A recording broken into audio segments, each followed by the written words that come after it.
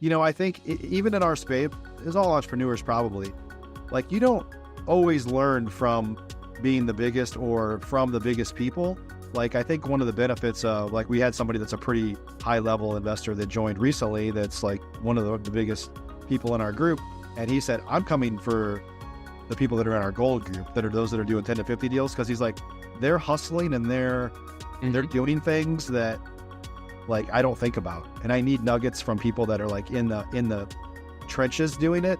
And then I'll see if we can optimize it and have my team take it over. And so, my point in saying that is that there's lessons to be learned from people at all levels. Oh, sure. Hey guys, welcome back to the Probate House Guy podcast. I am Brad, the Probate House Guy. And today I have a special guest who I have known for a number of years and also very responsible for my growth as a real estate investor. I got my buddy Mike Hambright with me today. Some of you probably know who he is, but Mike, why don't you introduce yourself? Tell us about your background, where you got all that stuff. I'll try to give a short version. Yeah. Hey, Brad. So started real estate investing in 2008, mostly, for a long time, single family only here in the Dallas Fort Worth market, and flipped hundreds of houses here. Ultimately helped like hundreds, if not thousands of other real estate investors get started through coaching and things like that. And I think it's some of what we're going to talk about today, just like offshoots of your business, of like when you're kind of going and you pivot or something pops up, like, hey, let's start keeping rentals. And next thing you know, you've got a rental entity that you have to manage or things like that. So, over the years, moved into large multifamily syndications about 4 or 5 years ago, in addition to everything else. And I run the Investor Fuel Mastermind, which is a group of elite real estate investors from across the country that Brad has been in from the very beginning, which is awesome.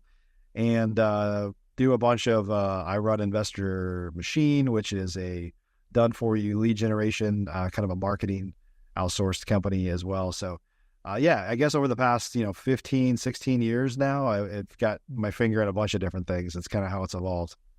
And you kind of, I guess, when did you realize that you were a good, like, let's call it idea person, and then like, because you don't like to like super execute, right? But you built some really good team members to like do that for you. So when did you kind of get that epiphany that that's like what you're good at? I'll be honest, I've always been an idea guy, but you see the sign right behind me. All right. Ideas mean nothing without execution, right? I have that one. The shift for me, you got one of these too. The shift for me was not more ideas. It was less ideas and focusing on the ones that we're going to execute and kind of putting guardrails on and saying, everybody's got ideas. That doesn't mean you should execute them all. So how do you decide what to focus on? And that's hard for me because I've got ADHD and I'm all over the place. And I know a lot of people listening probably identify with that too. But I think there's really two keys. Well, I'll say three. Let me add a third one here. My wife has been fantastic at trying to put the guardrails up and rein me in. I was all over the place before that. The second is really deciding what you want to do and trying to innovate inside of that instead of like, I'm doing a thing and it's like there's a squirrel and you're like, no, I'm going to go all the way over there and do this other thing. So like everything that I've done, and again, not that I'm the roadmap for success, whatever, my story is just uniquely my story and everybody will have their own.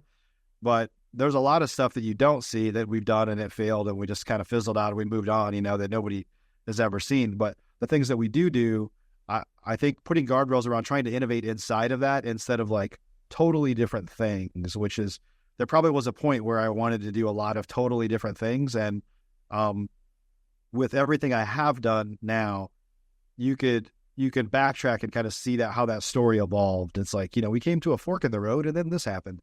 And so there's a logical reason as to kind of why I did that thing. So, we can talk about some of that today.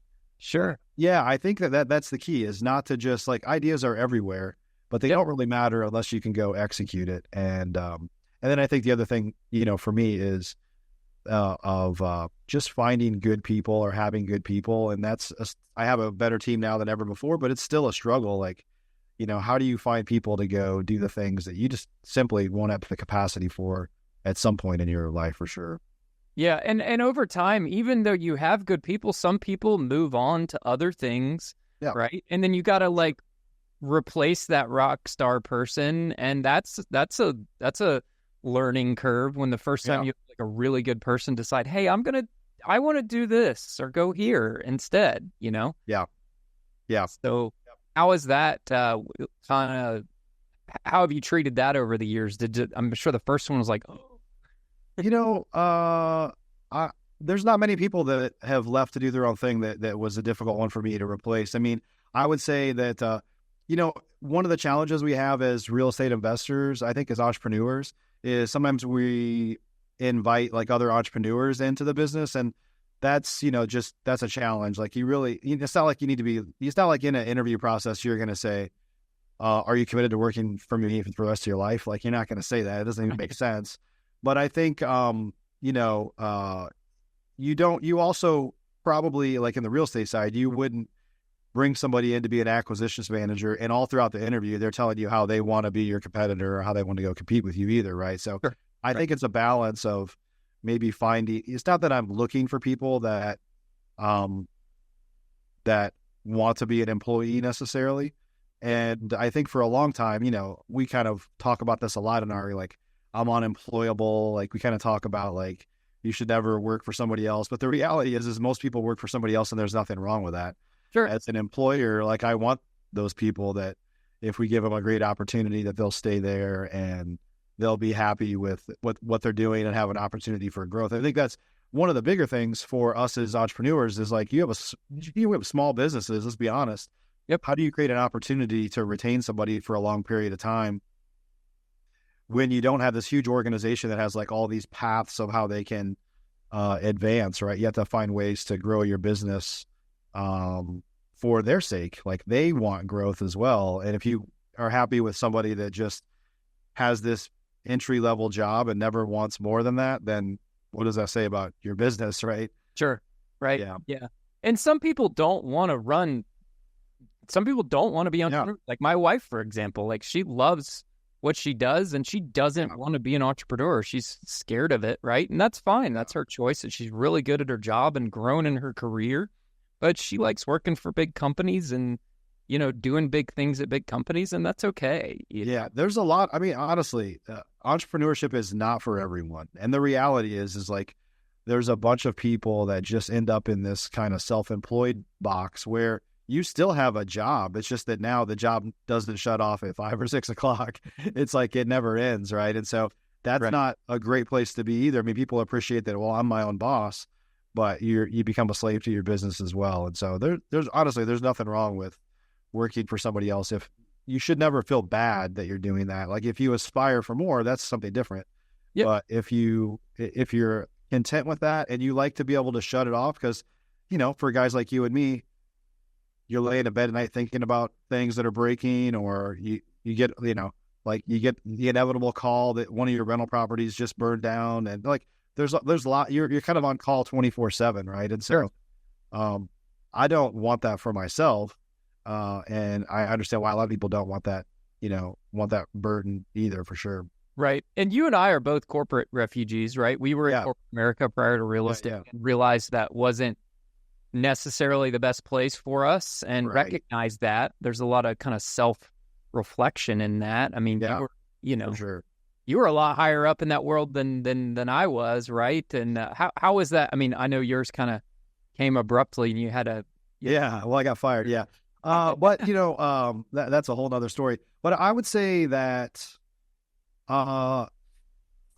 it's really been up until recently, the past couple of years, that I appreciate my corporate background more than I have. And part of that is we have one business that's gotten pretty large. We have about 80 employees in it now. But it's also just realizing that there's a lot of lessons that I learned there that have benefited me. Like, most people that are in our circles don't have an MBA and a corporate background at the executive level. And it's not even required. I mean, my son is about to turn 17. Like, he's probably not going to go to college at this point. Of course, he doesn't know what he wants to do. That's a whole nother issue for another show and another discussion.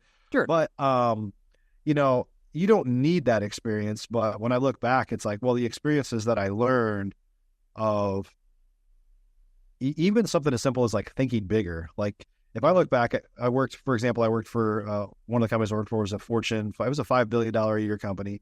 Yep. And I worked for the CEO directly, and I got to work with a lot of high level executives. And just the realization of because I grew up very blue collar, like my parents were, my dad worked in a factory and all this stuff, right? So just that exposure to like realize that these are just regular people, like they just made some decisions and got here.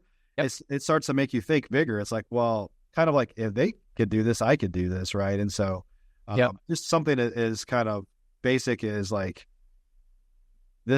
anybody can do this. You just have to have bigger goals and know the right people or whatever it might be. Work hard in everything you do, right? And so, but I also think there's some appreciation for the fact that, bigger companies have lots of systems and processes in place and things like that. And that's how the whole system works. And so we need more of that in our small businesses too, right?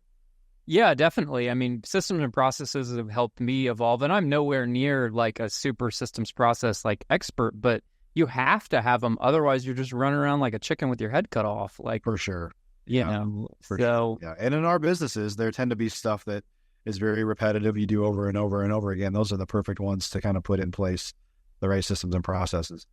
Yeah. So, and you mentioned, kind of, basically, you alluded earlier to, the old Kiyosaki thing, the cash flow quadrant, right? Which is you're at different places in your journey, and you started off as an employee, and then you were self-employed, right? When you first flipping houses, and you were with Homevestors back in the day, right? Yep. Originally, and you hit that out of the water and became a coach with them and grew that. So along the way, like, obviously offshoots have happened. Like, what would you say?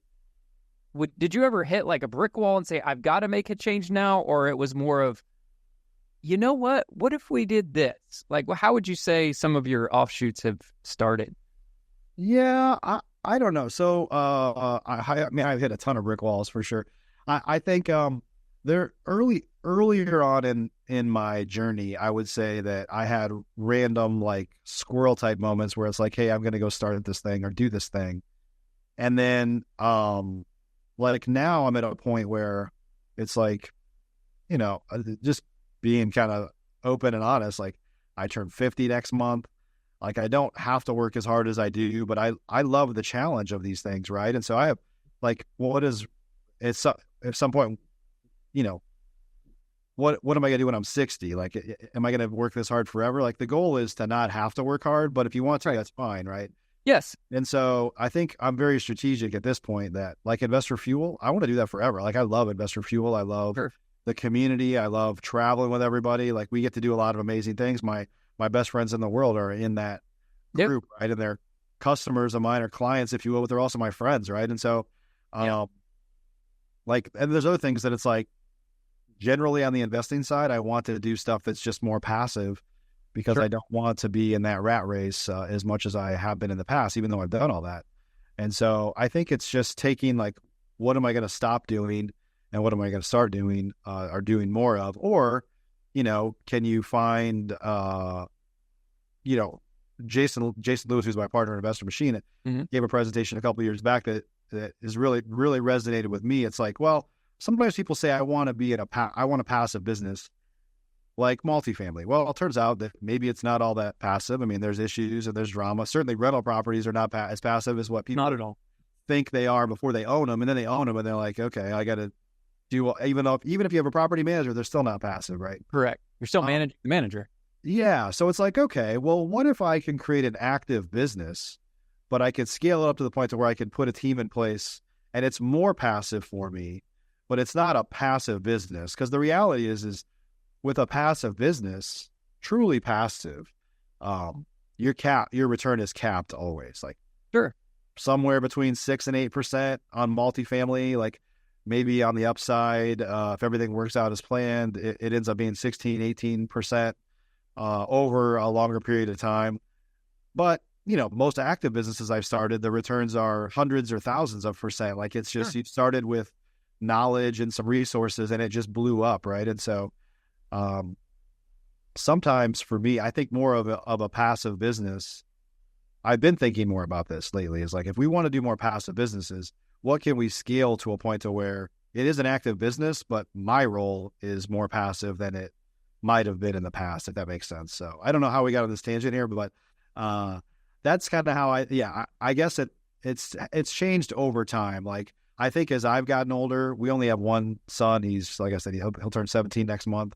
And so we kind of think of like stages of life. Like, well, okay, when my son is out of high school and he moves on, my wife, Lindsay, is less involved in the business. So she's kind of more retired now and, has some struggles with like how to spend her time now because she's worked so hard in the business. And so I kind of think of like phases of life. Like, what do I want it to look like for the next 5 years or 10 years out, and try to plan my businesses around that. Cause I don't think there's a point where I ever like shut everything down or sell everything and just like sit on the beach. That's just not me. Like, I can't get through a 3-day weekend without like working. I can't get through a 1-day weekend without working or thinking about something, right? Because I naturally am like a problem solver.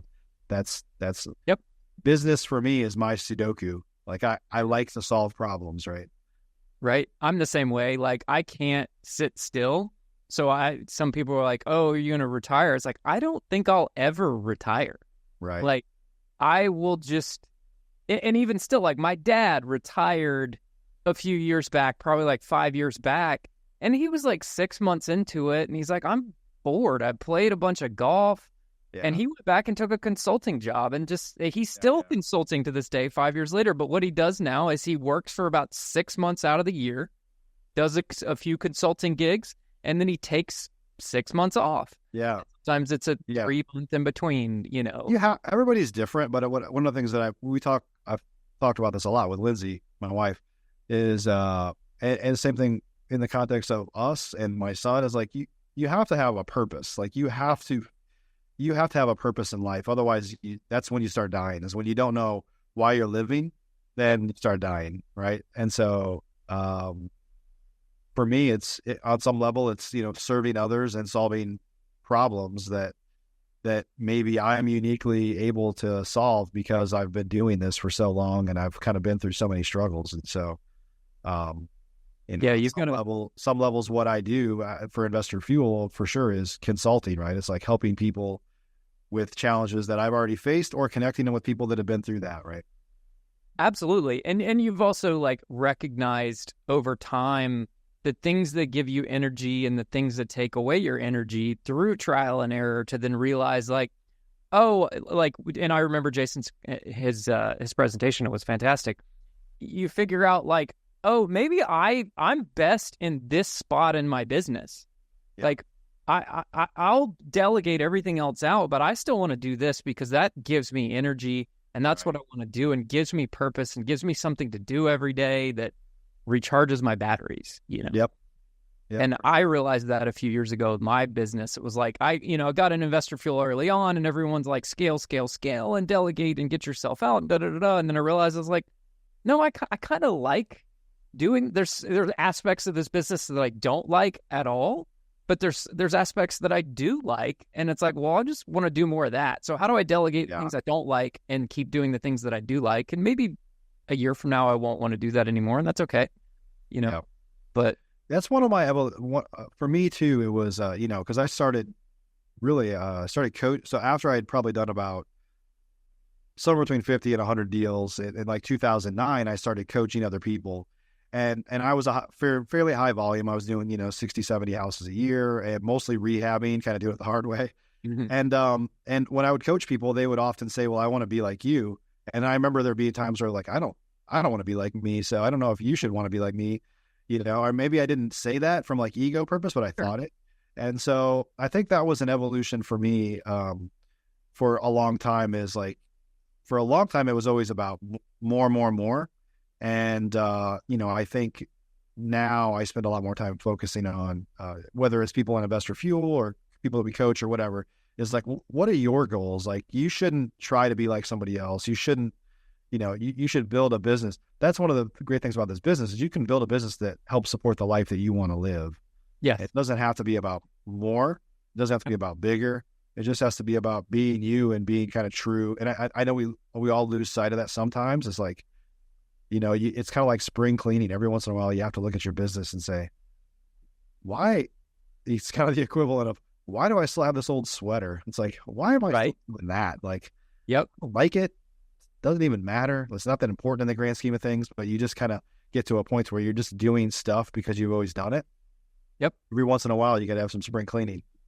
Oh, I've talked to so many investors I know that got to a point where they said the same thing. Like, why am I still doing that? Like, especially a lot of rehabbers get to the point where they're literally just buying houses just to keep their crews busy and not even really making money on houses. Right. But because they built this machine that just, they think that's what they have to do. And I know tons of them. I mean, some guys in fuel and out of fuel that have been like, no, I'm actually going to scale my business backwards and make more money. Yeah. Because, you just get in the midst of it. So yeah, for sure. Yeah. And ego, there's a lot of ego issues in all entrepreneurship, but certainly in real estate, are people that are doing deals, or you can't hear people, they start to talk about how many contracts they wrote. It's like, the only reason you're saying that is because a bunch of them fall out and you don't want to see how many deals you've done. It's just like, at the end of the day, just be yourself, Yep, absolutely. And I guess over time, as you do these little offshoots and these little things, you still need to like focus on getting into that I quadrant, right? The investor quadrant. Don't ever lose sight of that. So, and I guess that's probably what got you more into like multifamily syndications and stuff, right? For sure. I mean, if you think of the cash flow quadrant, there's like this employee, self-employed, business owner, and the I box. And I have things that are in all of those quadrants. Like there's things that we're spinning up or that we're kind of retooling that, I mean, I'm very much certainly self-employed, if not an employee. Right. And then there's things that I have, a great team around me and they protect me from a lot of stuff. And there's like on the multifamily side, I mean, I'm very much passive in that. I mean, in fact, I've got, a fair bit of equity and capital we put into like lots of deals that literally I've never even been to before. Sure. I've never even visited the property, maybe in as much as 4 or 5 years, never even been there. I just get reports and we get, God willing, we get the dividends and ACHs and all that stuff. Right. And so, but I've got stuff that I'm way too far in the weeds on. And for me, that's kind of how it starts, is like, I got to get in the weeds. I've got to like figure this out. And then hopefully I can start to delegate pieces of it or find ways to simplify it for sure. And some investors, right, are like, especially us that are like doing the grind and whatever, they're like, how could you invest in a syndication? Like, why don't you just go buy apartment buildings and stuff? Like, why did you do that versus like not like going all into, the apartment space, the multifamily space, right? Well, so in all the deals that I'm involved with, I am a GP. Like I help kind of provide some guidance on the deals and help raise money and things like that. The main reason I got into multifamily is I also have a single family portfolio in Dallas, most of which I bought from 2009 to 2013. So it was in hindsight, like I wish I had kept hundreds of deals, but I have about 40 rental properties. But when I started, like for years went by and I thought, I hate rentals. Like, and by the way, I still don't like them, but that like, I hate this. And then it got to a point to where you started to see like, oh, these things are, with appreciation, rental increases. It's like, oh, these things are not bad. Like, I've got houses. We just had a house that we just finished the rehab after it burned down. And it's a house I bought for, and honestly, most of my rentals I haven't been back to in 10 years or more, just because I have a property manager and I know that costs me money on some level, but it makes my life easier, even though they're not passive, Sure. But I went to go check it out and I was like, okay, what's this thing worth? Like, what was it even renting for? Like, I don't know. I had to go start indoor systems and like look around. Yeah. And I found out that we paid $22,000 for it 10 years ago. It was 10 years. It was 2013. So that, it took us 6 months to remodel this. So it was kind of late 2023. I look back and it's like, we've owned this for 10 years. We paid $22,000 for it. It's 40% larger than the house next door that just sold for $301,000. Yeah. holy cow. And like, it's been that way for all of my rentals. Like in Dallas, like I never counted on appreciation. I had kind of a mentor here that owns a lot of rental properties. And he was like, hey, you're never going to get appreciation in Texas. You gotta buy them for cash flow. The reality is they've never cash flowed all that well. But the appreciation has been insane. And I just don't think anybody really had predicted that, or certainly I hadn't, but that's like saved my butt through all this thing is like massive appreciation. Yeah, because you can sell one if you need a chunk of cash. Yeah, I could always sell them. Like for me, it's kind of my quote retirement fund. Like I don't really want to touch them. I don't want to sell it. We've sold a couple, but we only sold them as like owner finance. So we still stayed in the middle, and right. We just had one get paid off last month, but I think we had one many years back get paid off, but many of them, we're still the bank on. And, we're talking about like why I started doing the large multifamily stuff. So it was really me coming to a realization of like, there's kind of the passive side of real estate. So I think of real estate in two ways. There's like the today money, wholesaling, fix and flipping that pays you today one time and you're out and you're never going to get paid on it again. And then kind of my retirement account is the long-term stuff that I buy and hold, right? And I was just looking back in hindsight after flipping hundreds of properties, and I only kept about maybe 10% of them as rentals. Is like, well, what if I wanted to like 10x that? It's like, oh my God, that would be so painful to go do it. At that point in my life, like that was the hardest path to more kind of passive income. Right. And it was just this realization of like, well, just move into bigger deals that have more commas and more zeros. And it's a way to kind of accomplish the same thing. And so that was and honestly, I used to have to do a lot more wholesaling and fix and flipping to be able to afford to keep some as a rental, right? So I always look at, if I was doing 4 or 5 a month, maybe I can keep one. If you're doing none a month or one a month, it's hard to keep it as a rental. Sure. And it got to the point to where I had other streams of income from other businesses and other investments and things like that were kind of paying me an active income. And I needed to push more of that into passive income. And it's just easier to push bigger numbers into multifamily, I guess. Yeah. Especially as your other side businesses start generating a lot of cash, and then you're like, well, where do I put this? And you got to put it somewhere.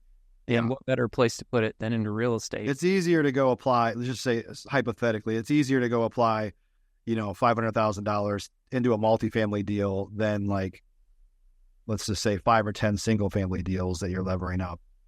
Right. Exactly. So, obviously you're in all the aspects of the business now. You mentioned offline, like, basically you got into a service business, right? What has that kind of been like, and how did all of a sudden, I guess when you're a coach, you're kind of in a service business, but how did you evolve into that? Like, you're talking about Investor Machine? Yeah. Mm-hmm. Yeah. So, well, as you know, I help build home investors nationwide, and I don't really talk about home investors a lot because now it's like the you have a target on your back. It's like for the dark side. I think they have a target on their back now. It's like the dark side. But it was great. It was good for me for a long time. I helped build it up. And I sold all that like probably coming up on 8 years or so ago now. Yeah. But then I left and started doing my own coaching, and even in the Investor Fuel Mastermind, like one of the most common discussions was, how do I get more high quality leads? How do I get more leads? How do I get more leads? And certainly on the coaching side, a lot of people we tell them exactly what to do. Coaching for newbies, if you will, is that they just could never pull the trigger. Like you would say, let me tell you exactly what to do. Go pull this list, use this service provider, do all these things. And they just wouldn't do it, right? And I kind of knew that there was always an opportunity to have a done-for-you service in lead gen. And if you go back 5 or 6 years ago, there weren't very many of those. Like they didn't really exist at the time. I don't want to say we were the first, but we were, most people were pulling lists and ordering their own mail. Not many people were cold calling or texting back then. And then, of course, there were pay-per-click services and stuff like that. But there's been a proliferation of all, I don't know if I said that right, of all those services over the past, certainly the past, 3 or 4 years anyway. But I knew that, when you're a lead provider for people, everybody is complaining to you about you. Like the leads suck. Well, the leads suck in this industry, like, but if you can convert 1 out of 10 or whatever, like, they're great, right? And so on average, the leads suck. I mean, that's just how it goes. But people could make $100,000 on a deal with $5,000 of ad spend, and they're still complaining about it because, well, I probably won't get another one like that. Like, there's always this mindset of like, it's been good, but it probably won't be tomorrow. And it's just like, there's always this kind of like negative side of it. And so I knew what I wanted to do, but I knew that I didn't really personally want to do the operations side. Like, I knew I could teach people and show them exactly what to do. I knew we could kind of sell it, if you will, market it and all those things. But on the operations piece of executing it, I didn't personally want to do that. So then, this goes back to 2019, February 2019, actually. We were at Investor Fuel out in Salt Lake City, and Jason Lewis joined Investor Fuel, lived in Salt Lake City as well. I didn't know him prior to that. Yep.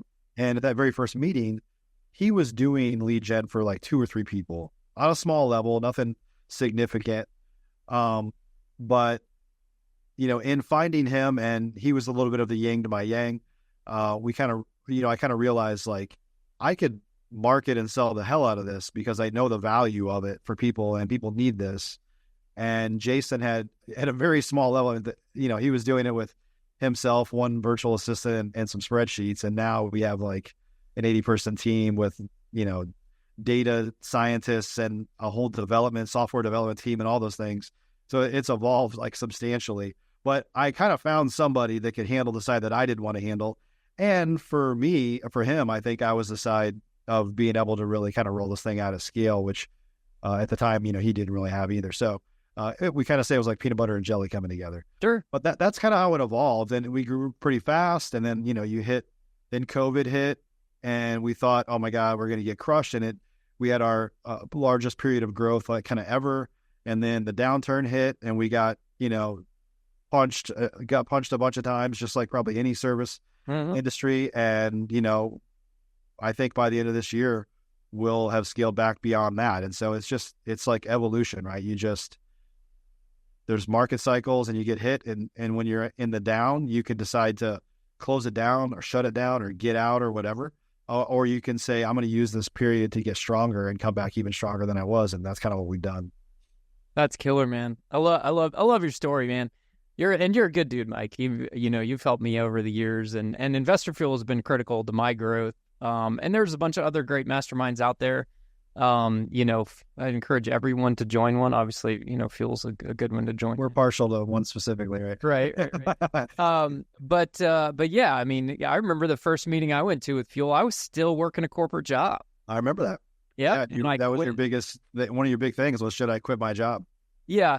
And today, I wouldn't say, when you first join in those first few years, like you're like drinking from a fire hose. And then now I would say one of the main reasons why I still stay in is because of the relationships and the people, relationships I've built, and the fact I recognize that every time I go, I kind of get my batteries recharged. Yeah. And get back around guys who are doing what I'm doing. Because when you're, at home, it's kind of lonely. Like I mentioned, my wife's not an entrepreneur at all. So like, she doesn't want to hear about the business. Like she doesn't care, So it's like when you get to talk to people who are like really doing what you're doing and recognize that we're all facing the same struggles, right? Yeah. And what we're doing is not rocket science. Like it's, Right.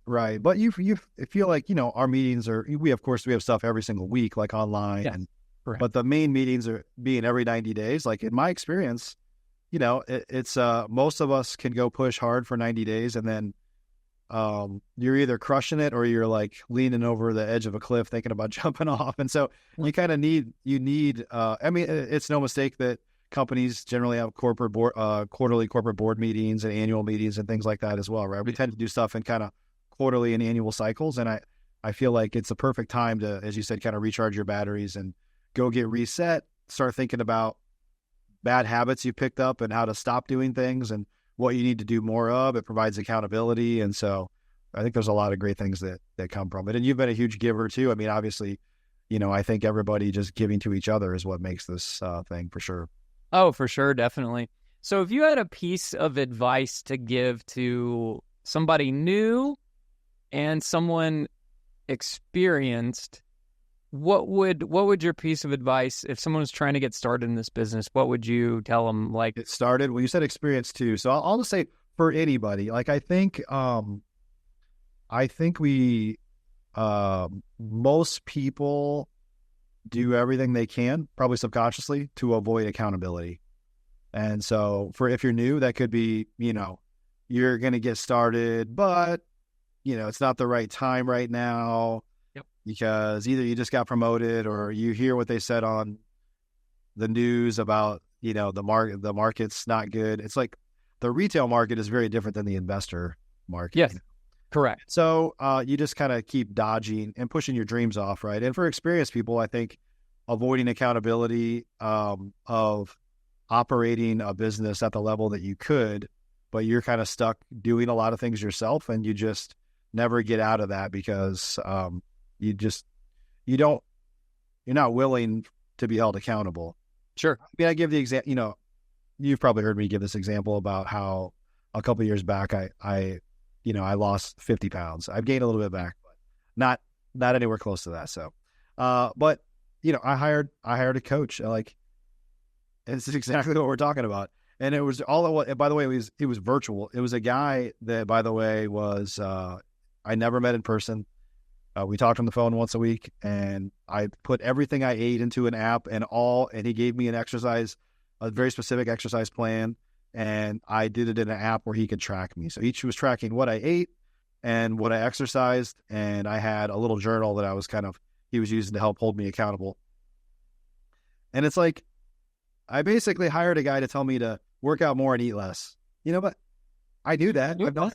I've known that my whole life. Right. But it's just the fact that now I have accountability. And by the way, accountability to some guy I've never even met before. Sure. But once you start to see the action, once you start to see the progress, that is, then you feel good about it. It's like blood in the water. It's like, oh, I want to feel good more often, so I'm going to keep doing this thing, right? Right.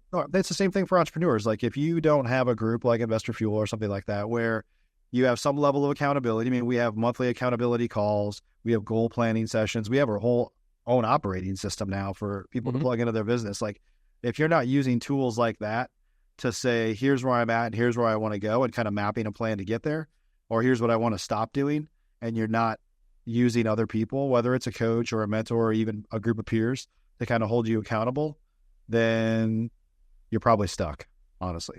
Sure. Yeah. And there have been times you're settling for that too. And the same thing, I was like, wait a second, like, this is all me, right? I'm the one holding myself back. Like, what am I doing here? Yeah. So, I mean, if you think about, the most elite athletes in the country, they have lots of coaches. They have lots of people. Like, if you think of, I don't know this for sure, but if I think like in the PGA, like, they have swing coaches, putting coaches, physical fitness coaches, mindset coaches. Like, to operate at that level, it takes a village of people that kind of help you get to the next level. And there's nothing wrong with that, by the way. No, not at all. Not at all. I mean, you gotta be, I was telling someone this the other day. It's like, if you're the smartest guy in the room, you're in the wrong room, right? So you need to, and my dad would always tell me that growing up. And then it wasn't until later I was like, oh, that's what he meant by that. Like, you need to push yourself and get with people who are, where you want to be, or, and if you recognize that you're now the smartest guy in the room, maybe you need to grow and you need to jump to that next level. So, yeah. And, in our space though, I'll say this, there's some guys in our group that do like 800 deals a year, and they started by doing they were doing 4 a month. Yeah. And they grow their business. You know what I'm talking about, pretty significantly. Yep. They actually left the mastermind and they were like, we're the biggest guys here. Yeah. And I kind of got it. I mean, based on what you just said, but they came back like 6 months later. They're like, we need to be here. Like, we miss you guys. But, I think even in our space, as all entrepreneurs probably, like, you don't always learn from being the biggest or from the biggest people. Like, I think one of the benefits of, like, we had somebody that's a pretty high level investor that joined recently. That's like one of the biggest people in our group. And he said, I'm coming for the people that are in our gold group, that are those that are doing 10 to 50 deals. Cause he's like, they're hustling and they're doing things that, like, I don't think about. And I need nuggets from people that are like in the trenches doing it.